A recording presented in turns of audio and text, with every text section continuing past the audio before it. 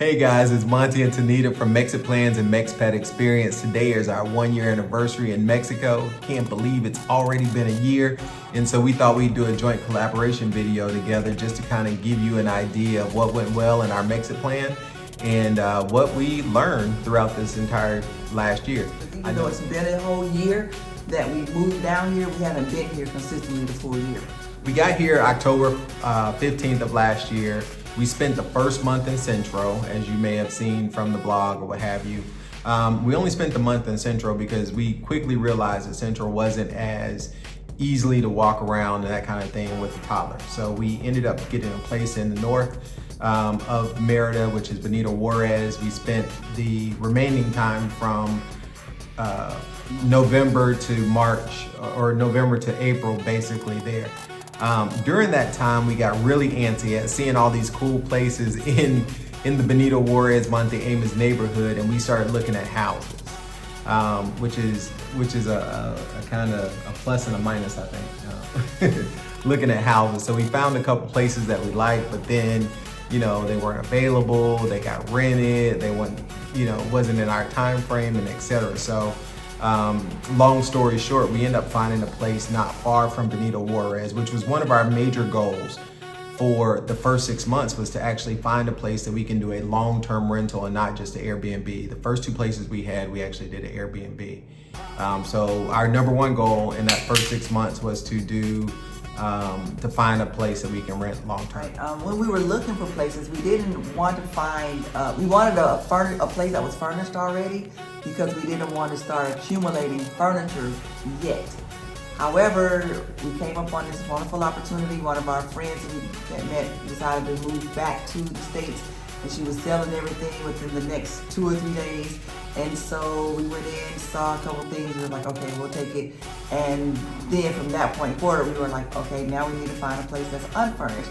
It actually opens up more opportunity because they're actually cheaper on one hand, but then I guess it depends on the things that you need to put in, like appliances and stuff. Right? Yeah, I don't know. I think in the long run, we would have saved money. Plus, the thing that you can't really put a price tag on is your lifestyle and your comfort scale. And so even in, mine is, I like to be comfortable. And so even in, you know, the second Airbnb we had, the furniture was nice and it was good, but it wasn't necessarily super comfortable, particularly for watching TV or, you know, spending time doing those types of things. And so we wanted to make sure that we had comfortable furniture. And when we had this opportunity of a friend leaving, we were able to get, you know, furniture, the chairs that we're sitting in as part of our dining room set. And we were able to get, you know, comfortable, nice furniture for a reasonable price and to help a friend out. And so that. All right, so anyway, back to the timeline. We got down here in October, and you saw at the end of that first week, one of the videos, we went to a surprise birthday party, met a lot of people. We still have connections with those people. They're our core group of friends that we have here to this day. From that group, we branched out and had other groups. You have some guy friends, we've had some girlfriends groups. You got groups for everything. We had a yoga group branch off of that. We can't do yoga anymore right now because of the pandemic. But it's amazing how we just meshed in with a group of people and then flowered out to all these different branches and groups of friends. Yeah, I would definitely say one of my biggest concerns of moving, you know, to another country. Tanita and I are both ATL. She is born and raised Grady baby. I'm ATL, raised, not born. But we have friends that we've had for 30 plus years in Atlanta. And so moving to another country was a big fear factor for me, and is that I wouldn't meet or find, you know, those same level of friendships. And of course, they're not going to be 30-year friendships, but just to connect with people on, you know, even a sociable level was a big concern for me. And so within the first week of being here, we met, I think we got here on a Tuesday. On Saturday, we had the first Black MexPat meetup with Caroline Membrano. She organizes that Facebook group. And we met like 12 or 13 people at that group. And a bunch of those folks were older expats. They had been here for many years. They had been in Merida for 10 years in some cases or longer. And so they are the established aunties of the MexitPlans group here in Merida. And then that following Sunday, we met the next day. Yeah, the next day was our friend Veron's 40th surprise birthday party thrown by his brother Owen and Jane. And so that was absolutely amazing. And that birthday party invite list actually became kind of the central directory of Black MexitPlans in America. So tip number one, when moving abroad, you need WhatsApp, and you need to learn how to use it because everything happens on WhatsApp, from business to social information. Everything happens on WhatsApp. And so not having used WhatsApp in the past because we don't need it in the US, you realize quickly that WhatsApp is where it's at. And literally everything happens on WhatsApp. So we went to the birthday party, met a lot of people. The following week, Ashlyn started school. So it was, she was only 3 at the time, so it was a preschool / daycare type situation. Here they call them guarderías. And she was in a class with about 5 other little kids, and her teachers only spoke Spanish. The kids only spoke Spanish. And it was a good way for her to just dive right in and get immersed into the language, even though she had been learning and practicing at home. She was there all the way up until we left, March, February? Yeah, to March, really. Yeah, we left in March. So she was there from October to March, and like I said, had developed good relationships. Had gone to 2 birthday parties. But the point is that she had socialization in Spanish every single day, Monday through Friday, rather, from 9 in the morning to 1 in the afternoon. Yeah. And that gave us plenty of time to kind of get, to go out for breakfast most days. We developed a pretty cool routine where we would go to a co-working spot. Tanita started teaching Spanish classes here to a bunch of expats, which was super helpful. And so that gave us a really good opportunity to develop a routine for, we dropped the baby off. Normally we rode our bikes to drop her off. Then we would go get breakfast, and then from there we would go. If it was Monday or Wednesday, we would go and attend Spanish classes. So that was kind of cool routine that we developed. And then we had the afternoon to spend with the baby and do other things, which was nice. So in addition to school, we wanted a little extra help with Ashlyn while we were here, so we looked into hiring a nanny. And we found the perfect person for a little while, and she was great with Ashlyn. She played with her, she spoke only Spanish with her. She came out with us when we went to go eat and do activities and stuff. But once again, pandemic hit. Her family lived in Mexico City, so she had to go back there and be with them during this time. So once we returned, we were like, okay, now we definitely need a nanny because schools are closed, they're only online, and Ashlyn is here with us 24 hours a day. All right, so we were talking among ourselves, and we was trying to think of some of the other changes that have taken place from last year to this year, and one of them is how we eat out. Because initially when we came down here, we discovered that a lot of the restaurants had nannies in the restaurants and play areas. So you can sit at the table and eat. Your child can go and be in there. You give them a 20 peso tip or not, and just let them, you enjoy your meal. They come out and eat when the food is ready. And it was a wonderful way to go out and eat. And now, of course, those sections are closed. They have restrictions on which days you are able to eat out or not, because the restaurants aren't open for sit-in, for dining every day. Dine-in, is what you call it? Dine-in. They're not, Yeah, the restaurants, right now, the way, first of all, the Yucatan's super shut down. So when I say shut down, these people were in their houses from March until July, or March till August, really. And so June, it started opening back up a little bit, but it was a 6-month lockdown to the point where they even restricted, alcohol sales for pretty much that entire time from March till June. And so, we will RIP to the nanny services in the North restaurants, because that was one of the things that we love most about Merida, is that the fact that we could go to any of these restaurants in the North and they all had amazing childcare and amazing play areas for the kids, and even my daughter loved it. So we were concerned that when we went back to Atlanta, that she would be like, "Yo, where's the nanny service in the restaurant at O'Charlie's?" So. And one of the other pieces to that, speaking of things being shut down, even now to date, children were not allowed to be out in stores, or they could be in restaurants, but you couldn't take your child to Walmart or Costco or Sam's. They just let them back into the malls, what, about 2 weeks ago? 2 weeks ago. And so my happy self, I was like, oh, okay, they can go to the mall, then maybe they can go to Walmart.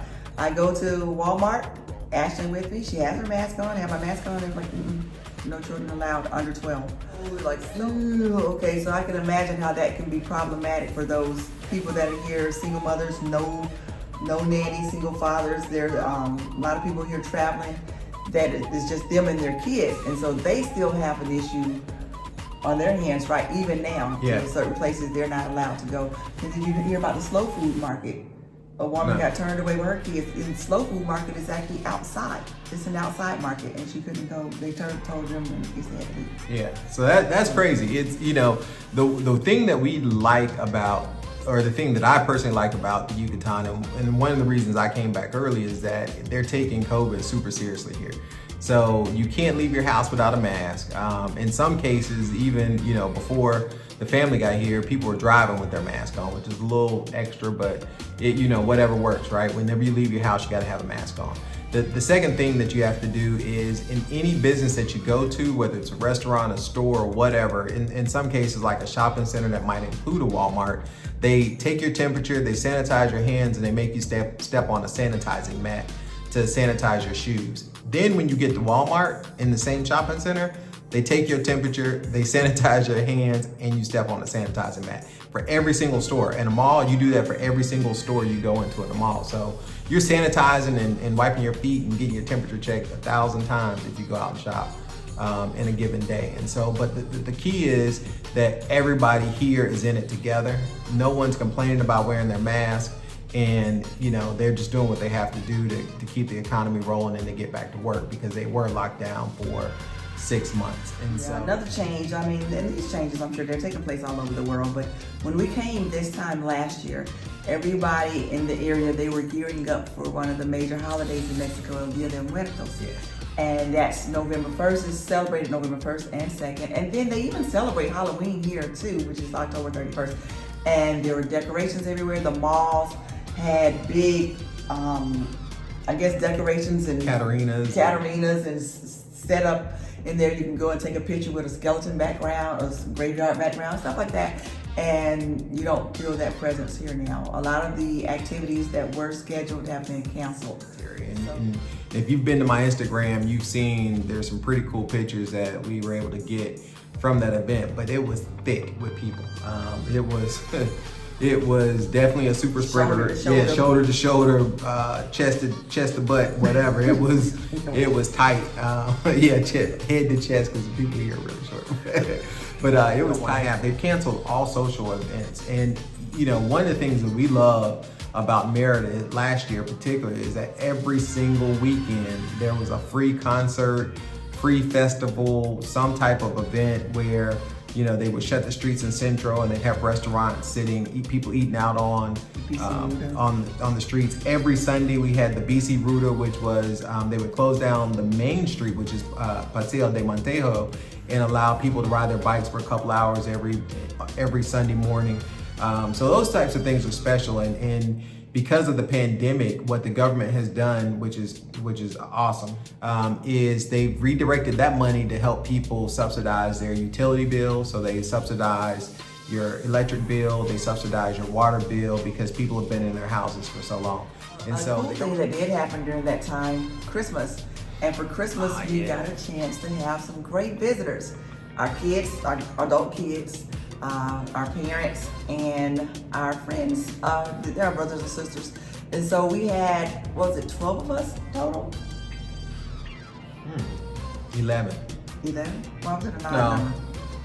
Yeah, it's 8 normally with us, and then, yeah, it was 11 days. Yeah. Christmas was really special. I feel like for a place where the temperature doesn't change, they have no concept of snow, they are extremely festive. So I mean, the Christmas stuff is already out in the stores, honestly. Yeah, and Christmas. It's October. Yeah, and Christmas started here really right after de los Muertos. So, All right, so yeah. quick. So we say in the States, we'll say Dia de los Muertos because we're doing a direct translation of Day of the Dead. Mexicans in Mexico, it's really Dia de Muertos.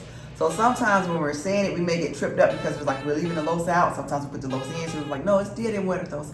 But some people say Dia de los Muertos. And so if you hear them both, it's meaning the same thing. And nobody's wrong, you know, but it's just culturally here, you're gonna hear Dia de Muertos and see Dia de Muertos. Because they're not sticking the los in there to do a direct translation. And so, if you have no idea what we're talking about, watch the Disney movie Coco. It's an excellent movie. No. It's an excellent movie, and it really does explain what that holiday is all about. For years, I was like, yo, I can't get with the skulls and the worshiping of the dead and all of that stuff. But now, having experienced it firsthand, I can totally get that trend. That tradition, and even on a personal note, we've lost quite a few people just in the last year that I want to honor, like my dad, my wife's dad, and my father-in-law, and just really close family members. And so I totally respect that particular celebration, and I think we'll adopt it for this year just for our family. So It'd be pretty cool. yeah, that will be pretty cool. We pretty much had a full stream of visitors. So we got here in October. In November, we had Pastor Angel or Angel and our friend Sam come, and they spent about a week and a half with us in November. So that was kind of nice. And then in December, we had our family down for Christmas, and they spent, about 10 days total. We had different folks coming in at different times, but I think the total amount of time was about 10 days. And then January, we didn't have anybody, but there was plenty of things to do here in Merida. The weather was amazing. January, really from Christmas on, November on, the weather was great. But January, we didn't have any visitors. And in February, we had our church mission trip. The church mission folks came down, which is kind of what started us and led us to Merida, you know, as a city that we might want to live in. And so in that time period, we would ride our bikes to go get Ashlyn, pick her up, what have you, and we would stop by this restaurant to go and eat Cuban food. Oh, yeah. And so we met these wonderful people, Ernesto and Pastor E, and we were like, hey, you know, we have our church coming, and we would love it if you guys could come and cook for our friends, because we're supposed to be hosting dinner for them tomorrow night. I think it was like a day's notice. Yes. It was really short notice, right? It was the same day. Or was it the same day? Yeah. Can I tell the story? Okay, go ahead. So we were, me, Tanita, and our brothers, it was Valentine's Day, and we went to the mall to just kind of hang out and celebrate. And when we left the mall, I was like, where are we gonna eat? Mm-hmm. And so we stopped by, in the Ubers, we stopped by the Cuban restaurant where we met Ernesto and Patrick. And so we were eating there, and it was like, yo, wouldn't it be cool if they could cook for us? And so we asked them, and man, you talking about a God thing. The seed was planted for a big blessing, and we didn't know it. But long story short, they came over that night, and I'll let you pick up from there. They came over that same day. They cooked for 22 people. Yeah, it was like 22 of us at our house, and oh my God, the food was good. And the food was always good. And just tremendously blessed the church mission trip. That was the opening night. In fact, we held it at our house. That was the opening night for the church mission trip. And they just completely blessed us and blessed us with, you know, Cuban cooked food, and it was just amazing. And so fast forward to the pandemic, you know, I leave Merida in March. I've been communicating with Ernesto the whole time. When I leave and go back to Atlanta, he and I are talking on WhatsApp almost daily. And so we just stayed in the contact. And when I came back to Merida, he was like, hey man, you know, things have been shut down for 6 months. They closed the restaurant. Can you think of anything that I can do to help out? And so I prayed on it and put his information out to that WhatsApp group we were talking about in the previous, clip. And Ernesto now has his own catering business. So he cooks, he's a private chef. You'll probably see him if you watch any other YouTube videos about Merida. You'll probably hear his name mentioned a bunch of times as being a private chef. I know Amoya Shante has mentioned him.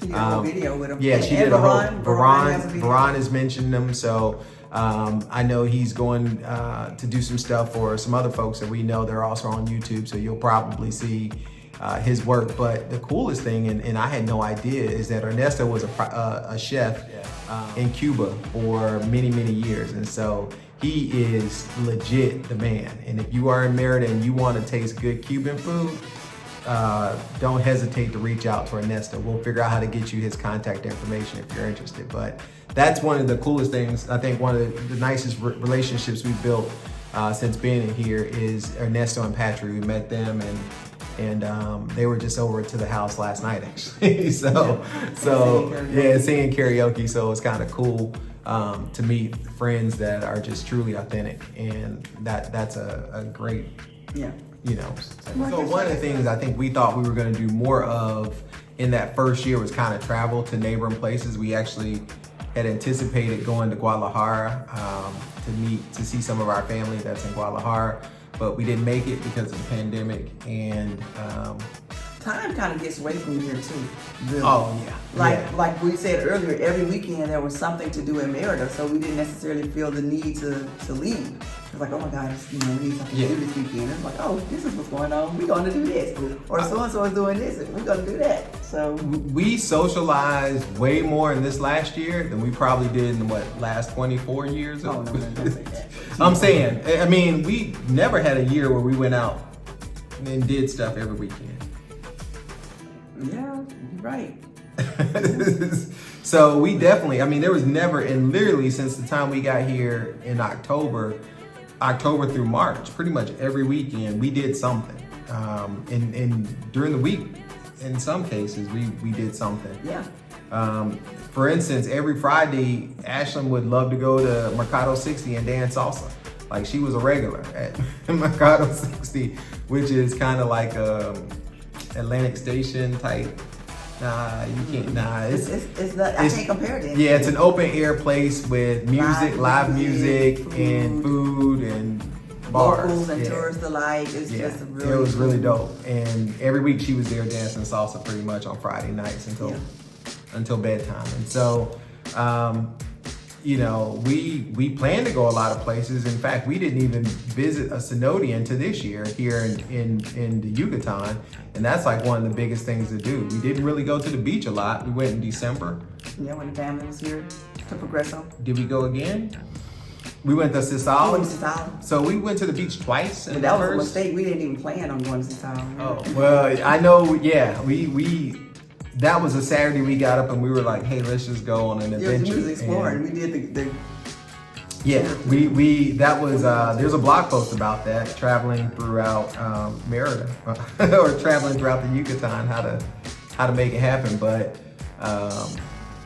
yeah, that was interesting. So we only went to the beach twice, maybe two or three times. We lived 30 minutes, 20 minutes away. Yeah, Merida's 22 minutes from here to the beach.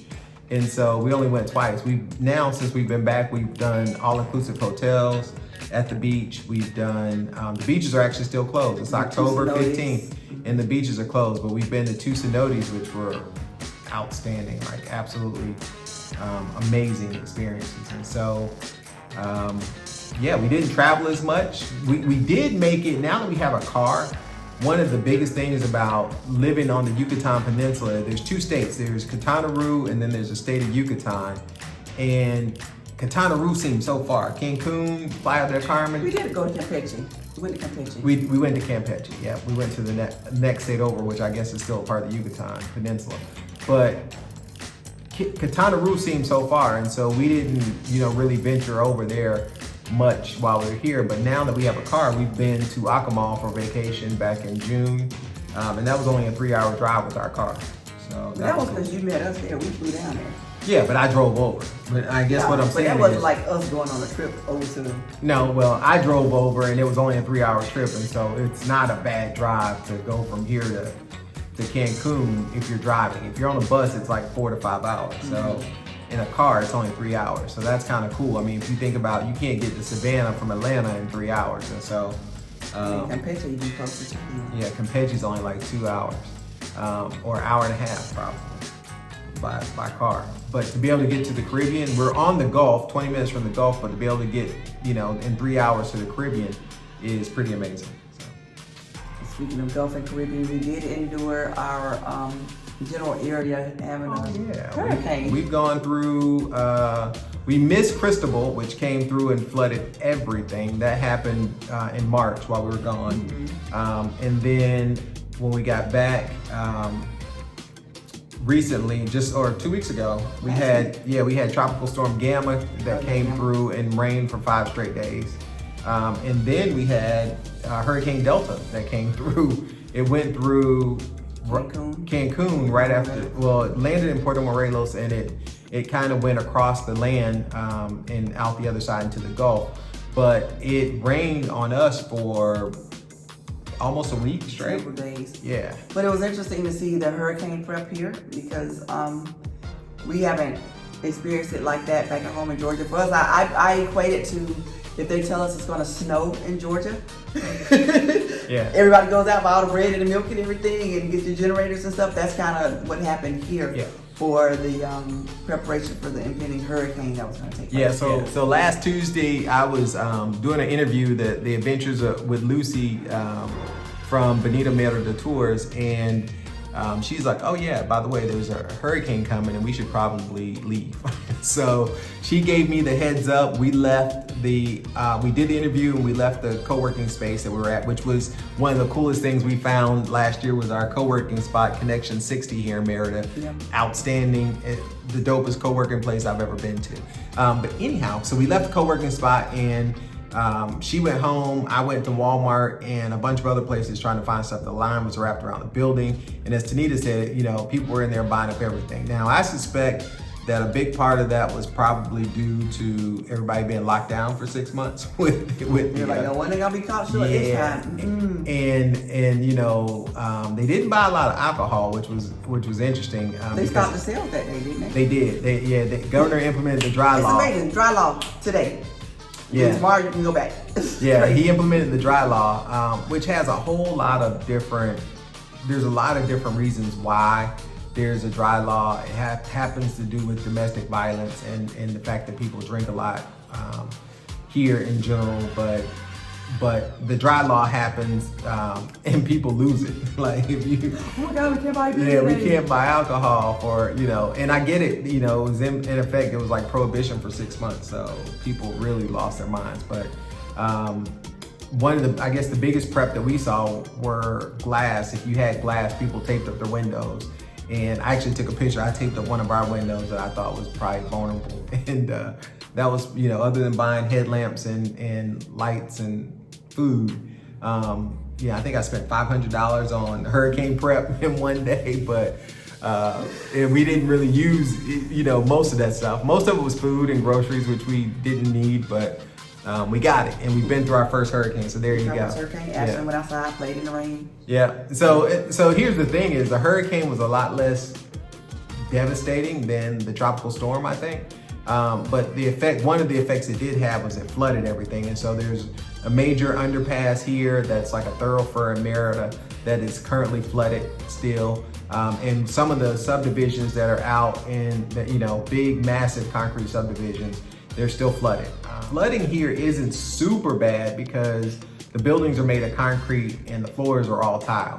And so as a standard thing that you need in your house, which we didn't know, which we have here, I don't know where it came from, squeegee. But we got a squeegee. And so, make sure you have a squeegee. Yeah, squeegees are important. So, and it's just like the squeegee we use for your car windows, they have them for the floors here, as well as a mop. So a squeegee and a mop and you're good to go. All is well, we're happy to be back. Yeah, it's I can't believe it's already been a year. We're thankful for this opportunity. One of my biggest goals with moving here was to get in shape. I'm in probably the best shape I've been in a long time. I'm down. I'm actually gonna go and see how much I'm down, but I'm down to 175. So I don't know what I was before I got here, but I ran my first 3K yesterday and I'm still hurting from it today. But to just, if you told me a year ago I'd be able to run 3.2 miles without stopping, I would laugh at you and tell you you're crazy. And so just this sun and the weather makes it easier to live a healthier lifestyle. Plus, they don't use a lot of salt in their food. I would say, do they use any salt in their food? You gotta beg them for the salt. Yeah. Just eating healthier, eating fresh fruits and vegetables, all of those things has been super positive for me and my journey on getting healthier. So I think in the last year, I would say I'm a lot healthier this time in October than I was last October. So that's cool. Yeah.